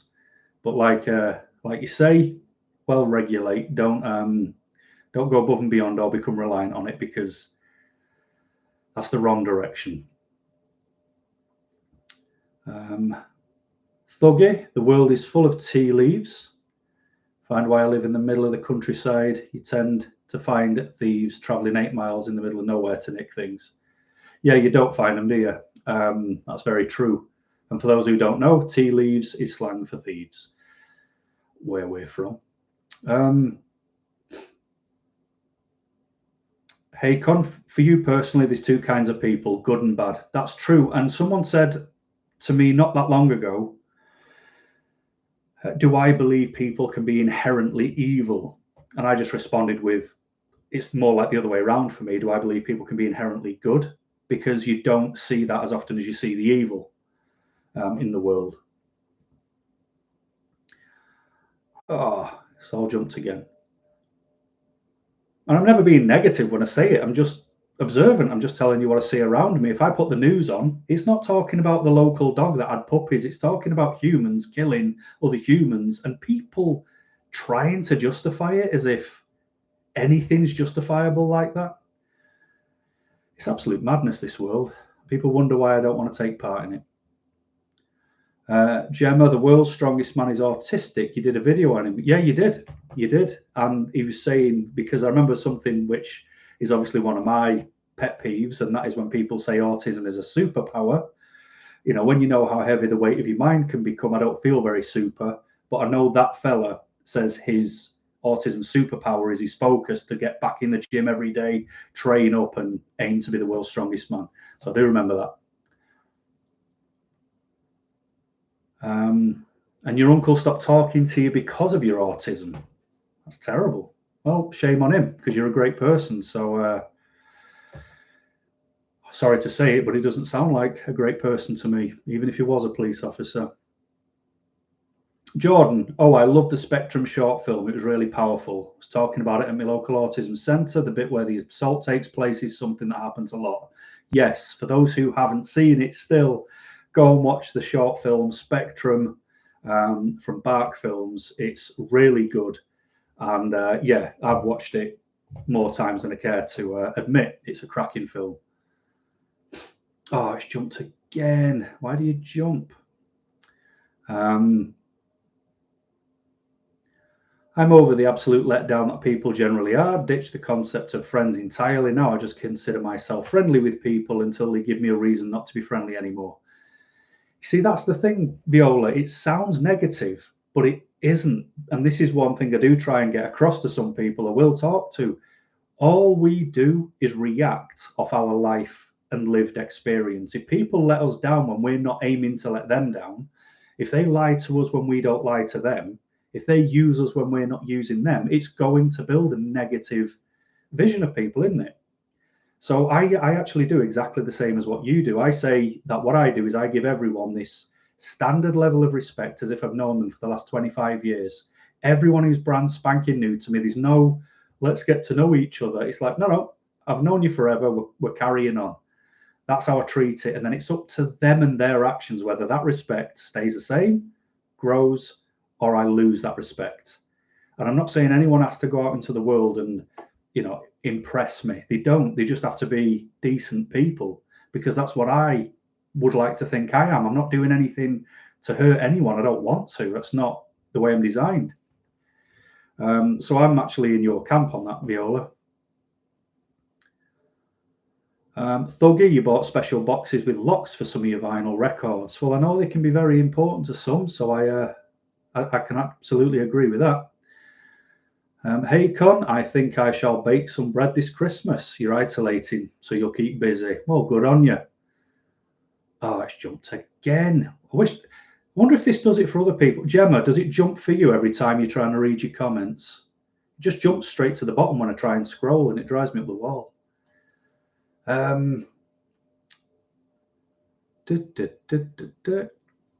Goth Bosch Incarnate. You met George Harrison a few years ago for a few seconds. Cool. Was he all right? Did he say anything? You weren't the person who broke in, were you?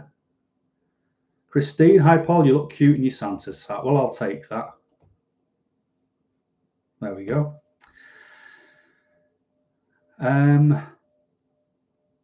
Where am I? Pantera is very heavy. Good choice, as well as Trivium. Good stuff.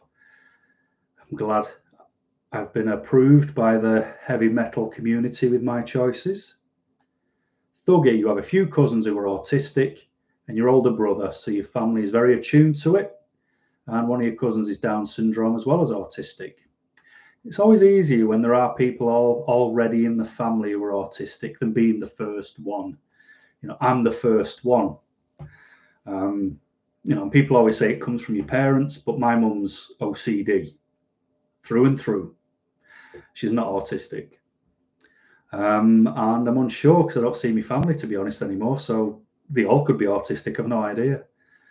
I wish them well, and I hope they have a good Christmas. And I'll probably, send that in a message, my once-a-year report.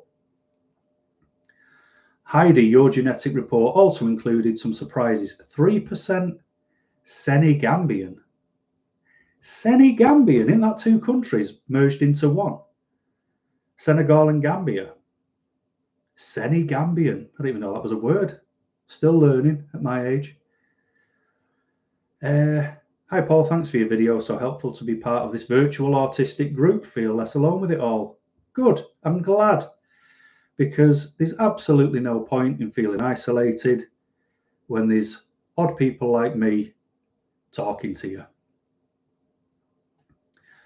Jordan, you get burnt out during the week. You've got a mental health and wellbeing group 3 times a week, a neurodivergent friendship group. See, doing that would be tiring for me, Jordan, I've got to admit.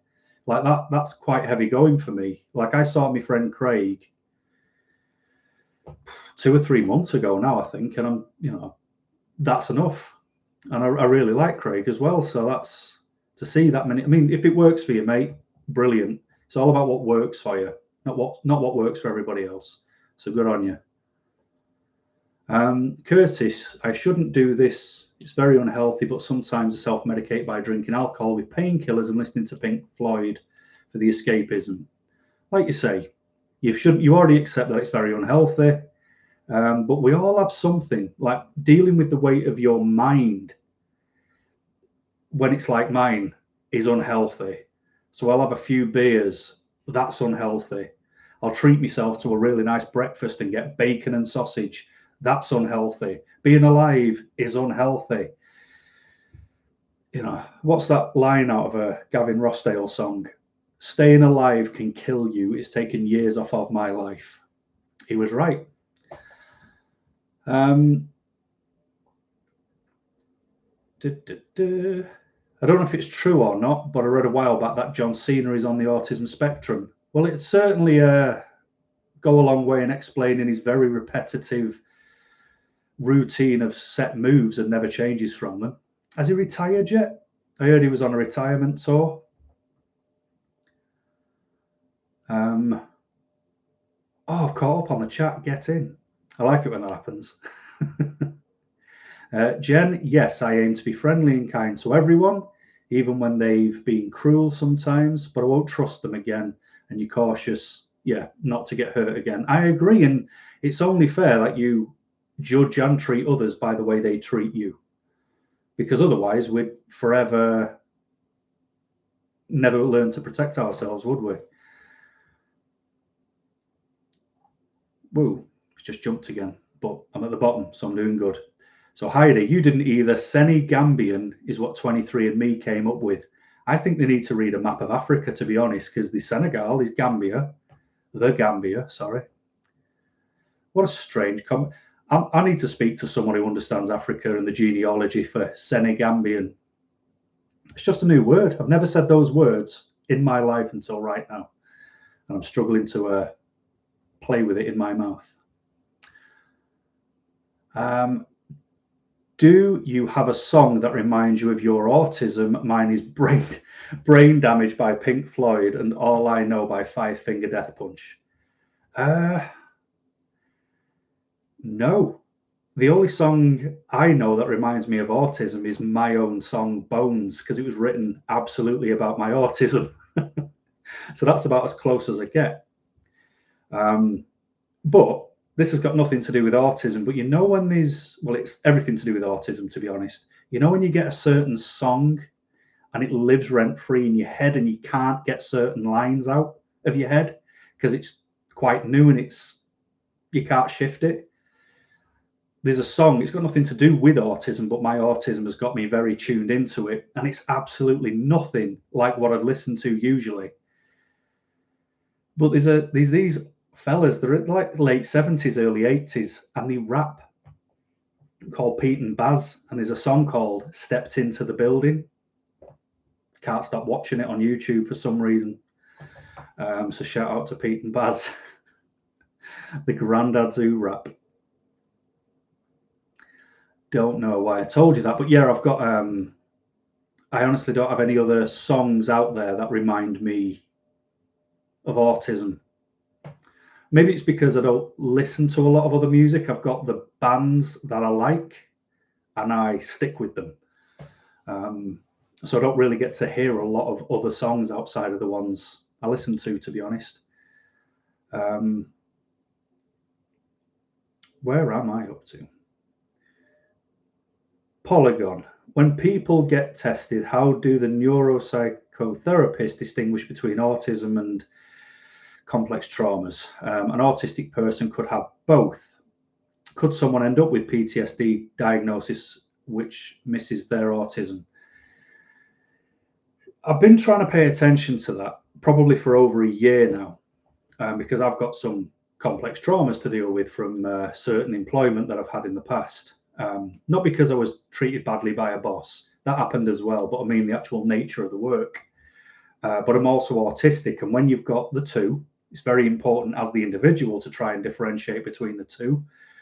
And what I found was if you don't know that that you have traumas, and I genuinely didn't, it's only when you start unpicking them that you know, unpicking memories and finding this some of these links that are quite, they're not fun to go through, put it that way. But when you start finding the line, it's very broad and it causes a huge separation. So the autistic person or the person going through diagnoses does actually need to understand the way the mind works and then their traumas as well before they even end up being in front of somebody to try and distinguish autism and CPTSD, in my opinion. But what do I know? Yes, songs stuck in the head is like a plague. It is. And like I said, I've just got that Pete and Baz stepped into the building stuck in my head. And there's a video of it on YouTube, and it always shows up now in my algorithm. So what am I going to do every time I load YouTube up? I'm going to watch it. Can't help it. Paul, are you planning to write any more songs? You still listen to Bones a lot? Well, thanks, Gemma. I've actually got quite a few songs that are half written, or they're fully done, but I don't like a bit, or I don't like the way certain words flow. And because my head has been jammed firmly up my backside, I haven't paid any more attention to them. But yes, I do have more songs. I just need more time to dedicate to them. There's a good channel on YouTube called ADHD Love, Roxanne and Richard Pink. They wrote a book called Small Talk. It's about the lies and misconceptions around ADHD, and they make informal videos. Well, that sounds positive, Jordan. I like that shout out. Hey, Autistic Not Alien. Hi, Paul. Hi, everyone. Hi, Neil. Hope you're well.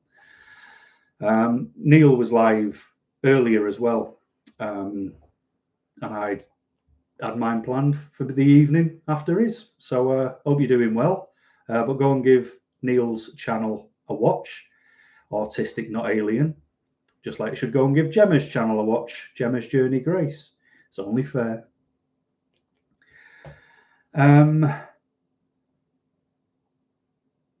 Paul, I want to check out your music. It's on Spotify, I think. It's definitely on SoundCloud. So if you just go to SoundCloud and type in adult with autism, you should see the same icons, the same pictures. And there's a couple of songs over there if you want to go and check them out. They're not good, but you know, you've got to be creative somewhere, aren't you?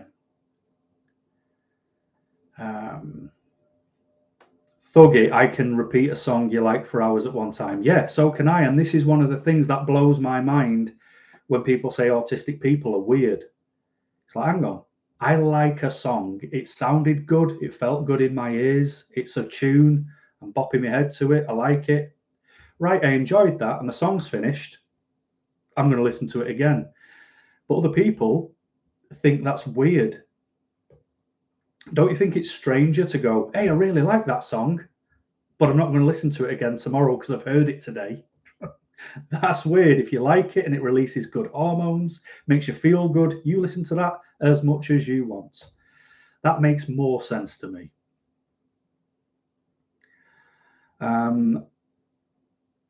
Neil, that you had no idea I was planning to do a live stream tonight as well. Yeah, I did one this morning, and then I got a few emails going, oh, this isn't good, Paul. I missed you because I'm in America or I'm in God knows where. So I thought, well, I'll just do another one tonight then. And I'll be honest, I thought nobody would show up and I could go after 5 minutes and then say, well, I was there. Where were you? But I've been here for nearly 2 hours now, so people did show up. Paul, getting a song stuck in your head on repeat is sometimes referred to as an earworm. Yes, I have heard that smackety-do. And I do get an earworm. And like I say, my earworm at the minute is Pete and Baz stepped into the building. Don't know why. Do not know why. It's not my sort of music at all, but the way the words flow, it works.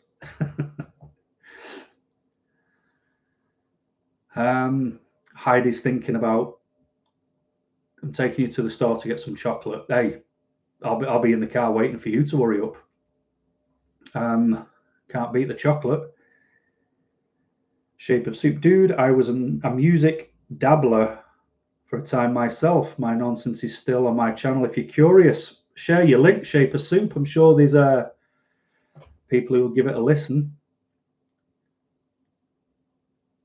Isabella, I did that before I had kids, listen to the same song over and over again. I do it all the time. I love certain songs and I will play it and play it again because it's like, I'll still do it to songs I've heard a million times over because I enjoy the songs. Neil's being flattering. Paul's SoundCloud is great. He didn't pay me to say that. Yes, I did. Talented, I'm not. And I don't sing well either. I just use a lot of amazing reverb and sing with myself twice. Because I've always liked the sound of Simon and Garfunkel, to be honest. I think they harmonize really well, and I just try and do that with myself. It doesn't go so well, but I'm not famous, so it doesn't matter. Hello, darkness, my old friend, says Barry Brown. Indeed. Just talked about Simon and Garfunkel, unless you were quick on them keys and I didn't catch it. Lead Belly is great. Hopefully you're not talking about consuming lead. I'm assuming that's a band.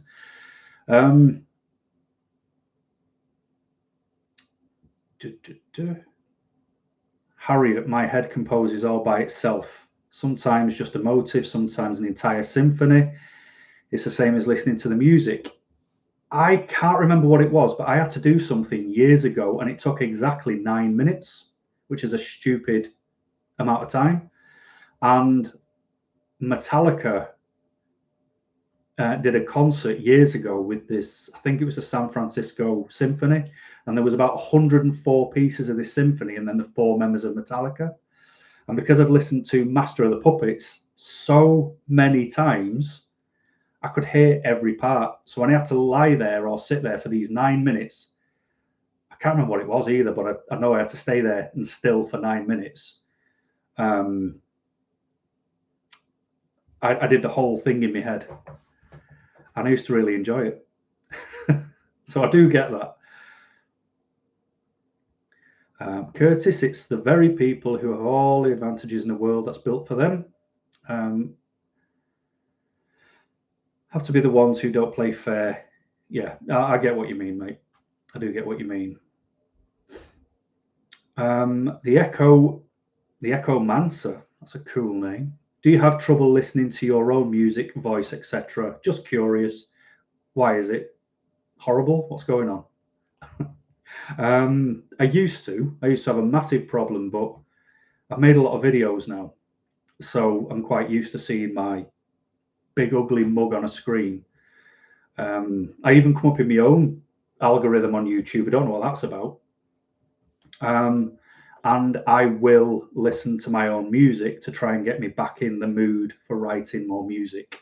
I don't listen to it like, oh, that's a tune. I don't do any of that. I just try and get back in the zone of doing it, because when I'm going to sound negative here as always, but when you're really down, which I get often, and at the minute I'm stressed, depressed, and need a rest, if I watch a video back or I listen to a song, I miss that person because I don't recognize them. So by doing it, it tries to, kickstart me to go, just become that person again. That's who you are. The way you feel now is suppressing all that, and that's not fair. Get back to it. Doesn't always listen, but or doesn't always work. Sorry, but yeah, I'll try that if that's an answer. Hannah, you watched my live this morning. Great to catch you live. Love your videos. Thank you very much. Much appreciated. You have ADHD and autism, OCD, and anxiety. It's hard, isn't it? Yes, it is. Definitely full of the anxiety, full of the autism. I am OCD, but I've never had that diagnosed. And ADHD, I do believe I've got that, and I shared the story this morning, which you would have heard, to my joyous ADHD. Haycon, S&M and S&M2 are great albums. Yes, they are. Gemma's shared my music link, so don't laugh too hard. That'd be appreciated. Brian, you're like an almost permanent low-level burnout these days. Metal music does help a bit. Yeah, music does so much. It really, really does. And it doesn't even matter your flavor of music. As long as you enjoy it, that's all that matters. But that almost permanent low-level burnout, I don't remember what it feels like to wake up with a clear mind, and just, I'll see what the day brings. What does that feel like? Curtis, favourite Metallica songs are The Unforgiven 1, 2, and 3. Well, that is useful, my friend, having them all lined up. Shape of Soup. Okay, Paul, I'm a dabbler. You're a proper musician. Well, I am not, but I strongly appreciate your stuff. Yeah, Gemma's more than shared that link, so I appreciate that, Gemma. But anyway, I've won in the comments because I've finally got to the bottom one, which is always the goal. And we've got a few minutes left until 2 hours. Not that I intended to be on for 2 hours. But has anyone got anything for anything? Because if not, I'll skedaddle, because it's not far from 11 o'clock in the UK, in the evening, of course. And we all need our beauty sleep. What's your favourite Christmas song? Fairy Tale of New York. There we go. Full stop. Favourite song, Fairy Tale of New York. And as I've already said, I don't think you were here at the time, Neil, but the worst one on record, and would be part of my, if I can get in a time machine and stop that ever happening, will be Paul McCartney's Wonderful Christmas Time. It's a disaster, drives me up the wall, not a fan. As well as Bruce Springsteen live, Santa Claus is Coming to Town. Horrible. Just thought I'd share that. Anything for anything else? Any more quick questions? Wrong answer. It's All I Want for Christmas Is You by Mariah Carey. If you mean that's where I get in the time machine and stop it happening, then I also agree. But my goodness, is that an annoying song when that starts? It's like, no, it's that song again. Get that radio off. Thanks for the videos. You're more than welcome, Sensory Overlord. Cracking name. Do I know the Muffin Man? Well, I must do, because I've eaten enough muffins. Our health is more important than their egos. Absolutely. Royal One, first time live. I'm going now, Royal One. But there'll be a couple of hours worth of my waffling nonsense for you to watch back on. Thanks for your video and all the support. Not a problem, Heidi. More than grateful for you guys, I can promise you that. Especially with not being around recently, because I'm fighting my demons. I really wanted to just check in as a way of saying I'm still around and that I appreciate you. Barry Brown, have you ever listened to Indilla? She's your go-to when you're in meltdown mode. So that's another one the pen's out for. Indilla. Any certain song or just in general?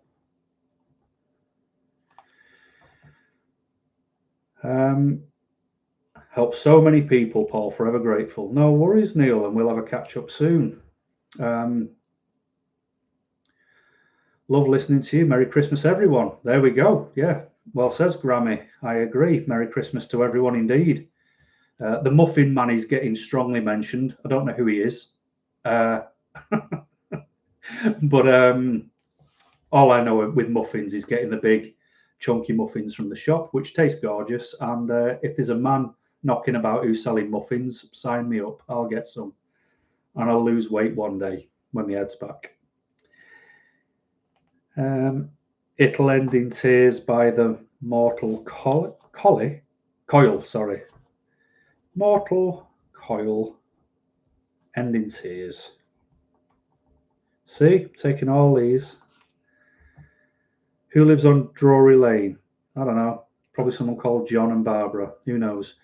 It's a Shrek reference. Apologies. I have only seen it once, probably when it first came out. Elizabeth Fraser is the Mortal Coil, best singer ever. Ooh, don't get me starting on best singers ever. Who would be a cracking singer? See, the thing is, they don't have to sing amazing. They just need to sound good, if that makes sense. Like Paul Rodgers from Free, you know, the singer of All Right Now and Wishing Well. I like the sound of his voice. You know, George Michael was absolutely tremendous. What's her name? Amy Lee from Evanescence. Hers is all right. Just thought I'd share that. This is where I've entered the stage of waffling even more nonsense than I normally do. But anyway, my friends, thanks for popping in for the late session. I promise I'll try and come back and I'll try and make some more videos. Always welcome for the options for other video content as well. Always welcome.